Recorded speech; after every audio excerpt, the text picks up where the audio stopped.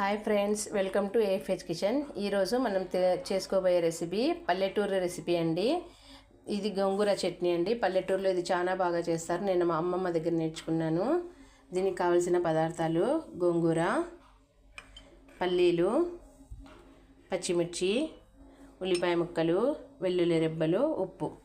ముందుగా ఒక గిన్నెలో కొద్దిగా వాటర్ వేసుకొని అడుగుకి కొద్దిగా పచ్చిమిరపకాయలు, ఉప్పు,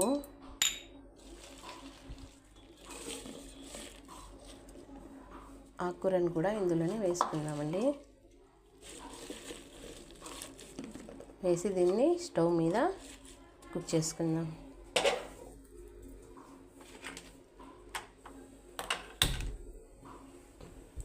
పచ్చిమిరపకాయలు కుక్ అయ్యే వరకు దీన్ని ఉడికిద్దామండి.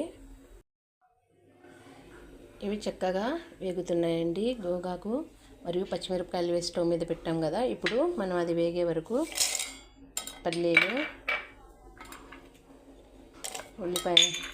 వెల్లుల్లి రెబ్బల్ని వేసి మనం మిక్సీ పట్టుకుందాం. ఫ్రెండ్స్, వాటర్ అంతా వెళ్ళిపోయాయి. ఇప్పుడు బాగా ఉడికిందండి.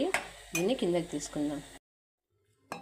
దీన్ని ఉప్పు గుత్తితో మిరపకాయల్ని ఇలా ప్రెస్ చేసుకుందాం. కావాలంటే మిక్సీకి వేసుకోవచ్చండి. మిక్సీకి వేసుకుంటే అంతగా టేస్ట్ ఉండదు, అందుకని నేను దీంతోనే ప్రెస్ చేస్తున్నాను.